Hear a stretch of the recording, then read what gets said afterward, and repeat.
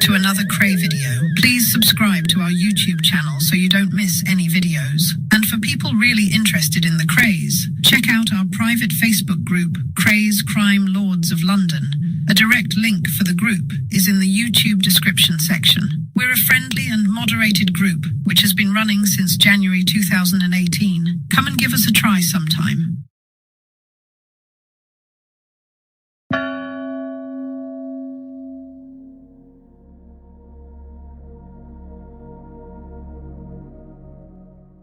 My name is Leonard Ernest Reed. I was known by everyone who knew me as Nipper Reed. I was born in Nottingham on the 31st of March in 1925. During my working life, I was a policeman and rose to the rank of Chief Superintendent of the Metropolitan Police's Murder Squad.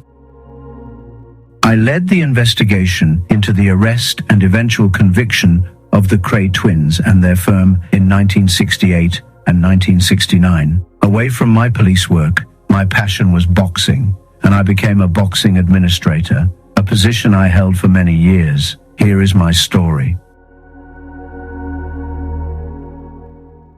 By the summer of 1964, there were a growing number of rumors that the Kray twins were operating a protection racket directed primarily against bookmakers, publicans and club owners in the East End. Protection could take one of two forms, and sometimes both. Either there was the straight fee, or percentage of takings paid weekly, or there was nipping, when the collectors would simply help themselves to bottles of scotch or wine. There could also be a direct demand for a loan of £100 or £200 to help the twins out for a day or two, or in some cases for a larger sum to conclude a business deal. In this case, a set of gold cufflinks inscribed RK would be left as security for the loan. A day or two later, the return of the links would be requested, as Ronnie has got to go to a posh dinner up west. The money was never repaid. Whichever method was used, the victim soon got the message, and his name went onto the permanent nipping list.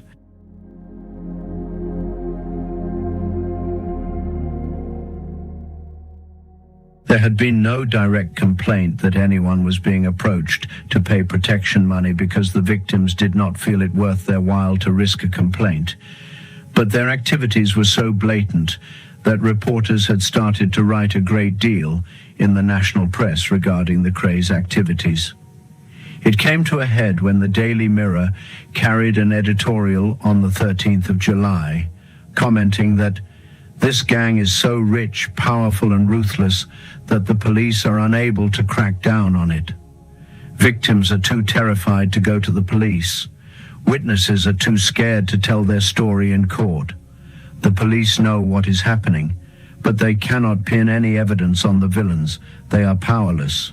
The next day, the then Commissioner, Sir Joseph Simpson, had made a statement to the press that he had asked senior officers for some enlightenment on reports that inquiries were being made into allegations of a relationship between a homosexual peer and East End gangsters. On the 16th of July, the Mirror newspaper ran a front-page story, "The Picture We Dare Not Print." This was initially thought to be a picture of a peer in a homosexual position, but it turned out to be of Lord Boothby, a former Conservative MP and television celebrity, seated innocently enough on a sofa between Ronnie Kray and one of his henchmen. Boothby not only retained Arnold Goodman, then Harold Wilson's solicitor, and himself an eminent scrise in the Labour Party, to issue a writ for libel, but in a letter to the Times, refuted all the stories going round about his association with the Krays and denied that he was being blackmailed. "I am not a homosexual," he wrote. "I have not been to a Mayfair party of any kind for more than 20 years.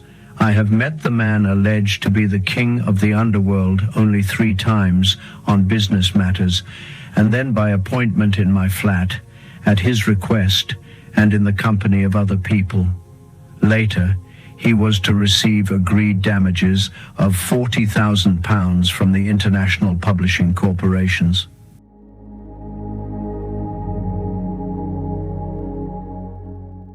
The twin brothers, Ronnie and Reggie Kray, born on the 24th of October 1933, with Reggie a few minutes the elder, had grown up with their 7 years older brother Charlie in the East End of London.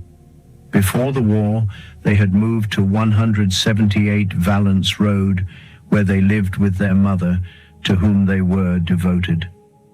Her father had been a well-known professional boxer, Cannonball Lee, and for a little while it seemed that they and Charlie would make a career in the boxing ring. Reggie certainly had talent and won all his fights.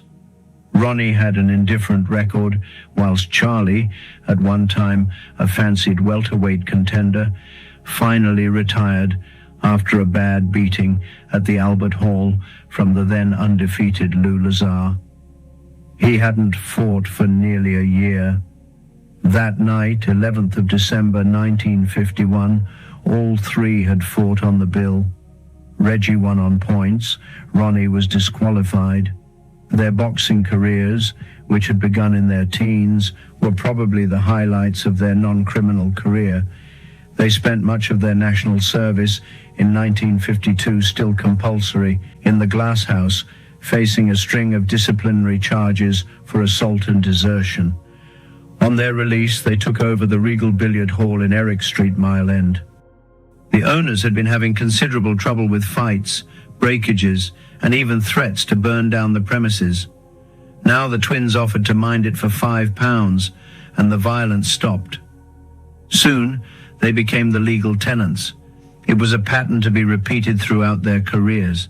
They were on their way to a life of protection and violence.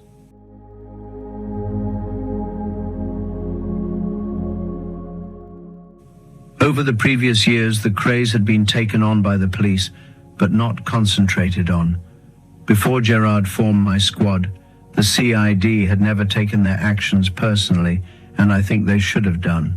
If ever there was a shooting, and the overwhelming level of opinion amongst detectives was that this was down to the Krays, the attitude had been that you went along to see them first, and they said, "No, we've got an alibi." Then you would go out and look for the evidence. It should have been the other way round. This is what always appalled me, even before I started the first inquiry. You'd talk to the CID officers and they'd say, "Oh, this is down to the Krays." And you'd say, "Well, what are you doing about it?" And the answer was they were doing nothing about it. They never sort of took up the cudgels. They never got keen enough or personally involved enough to want to have a go. That was the sort of thing that always surprised me, even forgetting the Krays for a moment. If, for example, there were lorry loads missing, experienced officers would say, "That's down to Tom so-and-so," and when you asked why not do something about it, the reply would be, "It's no use, he's too big," or "Nobody would give evidence against him." It was a poor attitude overall, and one which was unfortunately commonplace. Shortly after I had arrived in the East End, I was having a drink in a local pub with a detective sergeant who had a reputation for being a very active man with a string of arrests to his credit. Across the bar was a big, well-dressed man who was entertaining a crowd of his friends. "Who's he?" I asked. "That's old so-and-so," said the sergeant. "He's well at it. Jump-ups, lorry loads, blaggings, the lot. He's a right tasty merchant." My next question floored him. "Why don't you do something about him then?" He spluttered, searching for a satisfactory reply, but could not come out with one. Like many others, he had adopted an attitude that had become an almost acceptable form of behavior. In turn, the divisional officer used his heavy caseload of break-ins as an excuse. He also considered that, as some of these people were such big operators, the flying squad should be taking them on. Of course they weren't, and in turn they would have said, if asked, that the guys were operating over such a large area that it was the regional crime squad that should be dealing with them. In this way, the local officer could salvage his conscience. This was one of the reasons why the Krays were able to remain at liberty for so long and to foster the belief that the police were impotent in dealing with them. If you are persistent enough, you'll usually find someone who will give evidence, even if he doesn't particularly want to. But nobody did that with the Krays. Probably the normal divisional detectives didn't have time to do that. Say there was a robbery and someone said, "That's down to the Krays." The detectives couldn't devote more than a week or 10 days to getting the witnesses, and if they said they didn't want to know, no pressure could be put on them. The detectives have limited time.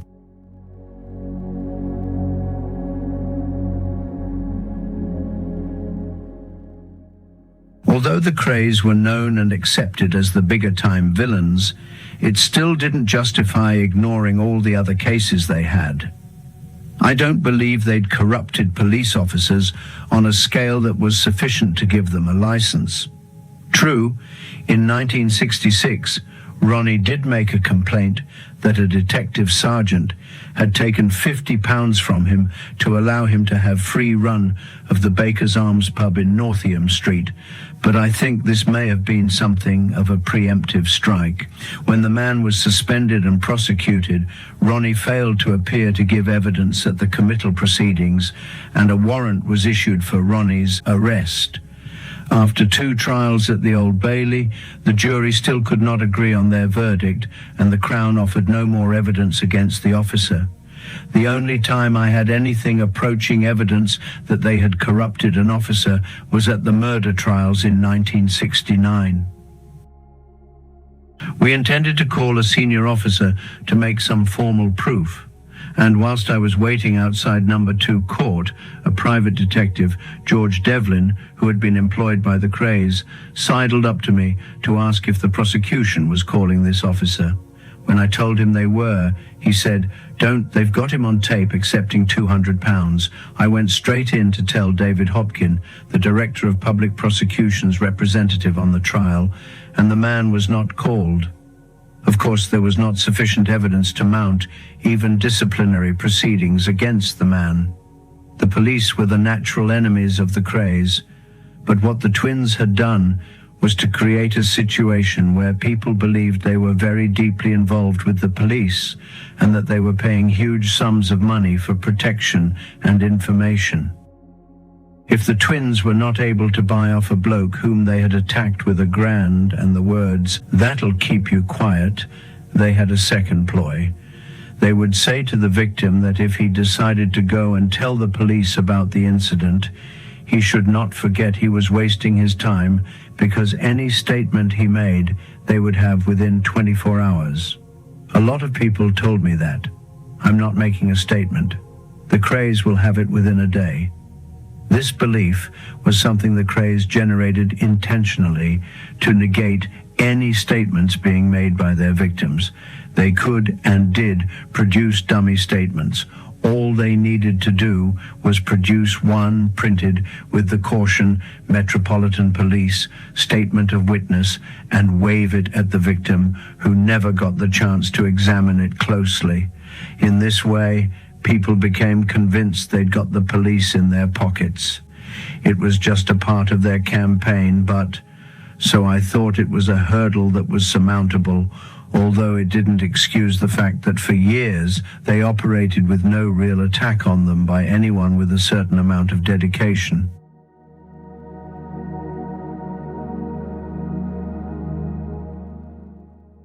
When my little team, less than 10 strong, was formed, this was the first time someone had said, "Let's find out what they're really up to," and been able to keep at it for a period of time.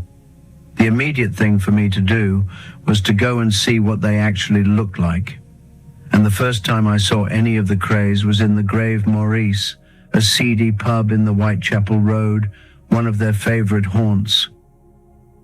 I learned that Ronnie was to have a meet with Michael Barrett, then a TV interviewer. All I was told was that the meeting would take place sometime in the early evening, not before 6 p.m. I went on my own, dressed in tatty old gear with a cloth cap and carrying the evening news, then a broadsheet opened at the racing page. I got a drink and a sandwich and sat back to wait. From where I sat, I had a good view of both the door and the snugs for seated customers. At that time, they were still empty. They came within half an hour in a large American car. First, a man named Duke Osborne got out, his hand in his jacket pocket so it seemed he was carrying a gun. He looked up and down the road, came into the pub and gave the place a swift east to west. I was the only one who was there, and he ignored me, checked out the lavatories, went back out onto the pavement and gave a nod in the direction of the car. Through the open door, I watched as Ronnie Kray unfolded himself from the back seat, straightened up, and hurried across the pavement, flanked by minders. For a moment, I could not believe what I saw. His hair was smartly cut and gleaming, and his gold-rimmed spectacles firmly in place. He was wearing a light camel coat which almost reached his ankles, the belt tied in a casual knot at the waist. For all the world, he looked like something out of the Capone era. Once inside the pub, the minders selected 2 booths and Ronnie sat in one, whilst the minders collected 2 gins and a whiskey from the bar. Ronnie remained in solitary splendor with his men in the next booth until Barrett arrived. He was wearing a neck brace at the time, and the minders did everything but frisk him. He was escorted by them to Ronnie's table before they went back to collect his drink. At the end of the interview, Osborne and the others went out, swept the street again, and then Ronnie hurried to the car. I have no reason to think that this was anything other than for show. It was not a period in the life of the twins when they were facing a war with anyone. In a way, it was a joke, but at the same time, it was a bit unnerving. I'd heard all these stories about the Krays, and here was Ronnie, behaving exactly as their reputation suggested they would do. If it had been mocked up for a TV serial, you'd have said, "Come on, this is a bit over the top."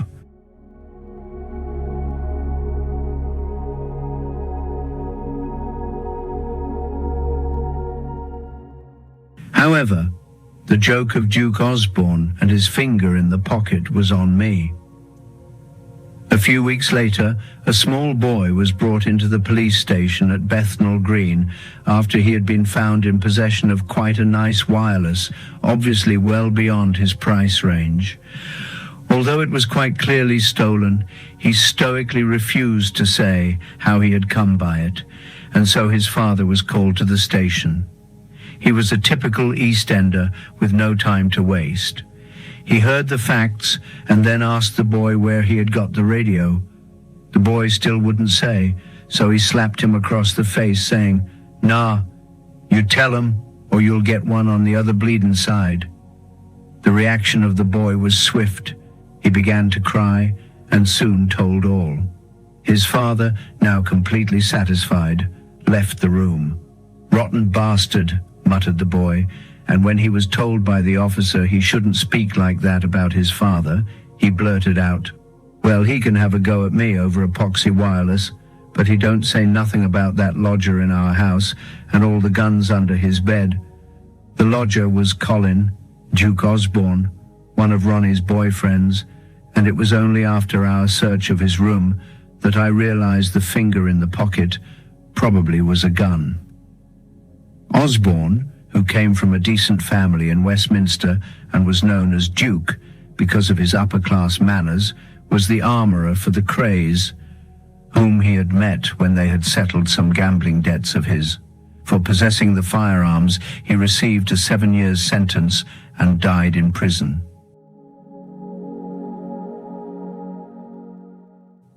At first, my squad consisted of 10 aides to CID, some of whom had never even heard of the Krays in passing, drawn from various districts.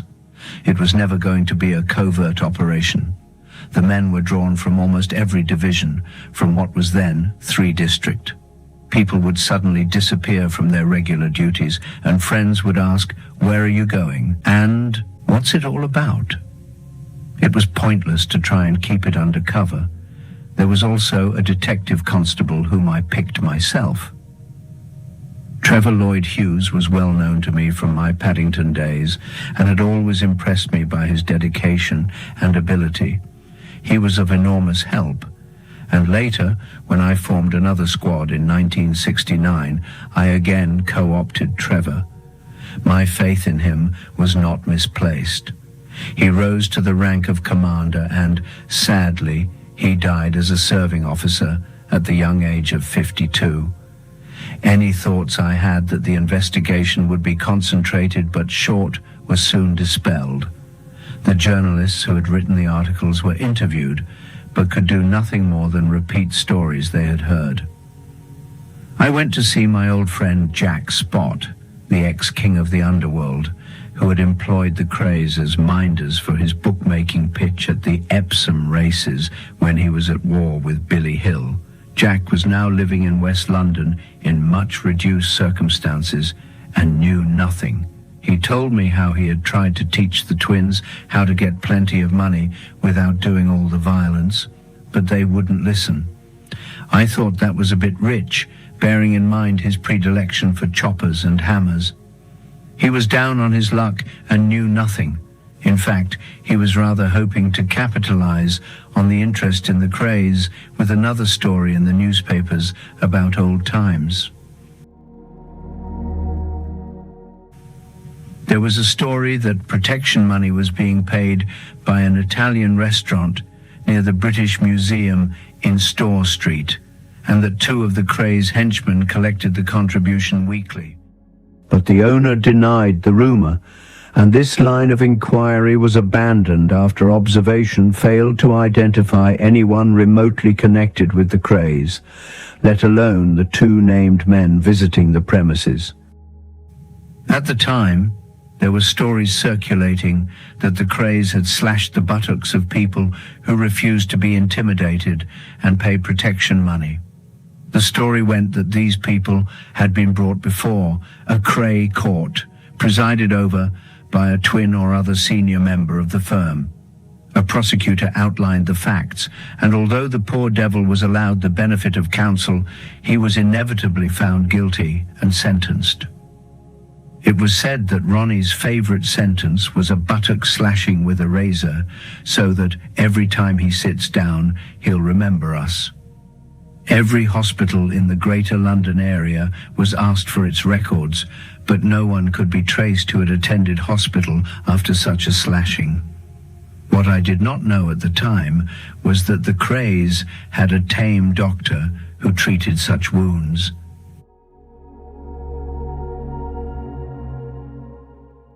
Thank you for listening. That's all for this edition. I'll see you in the next one soon.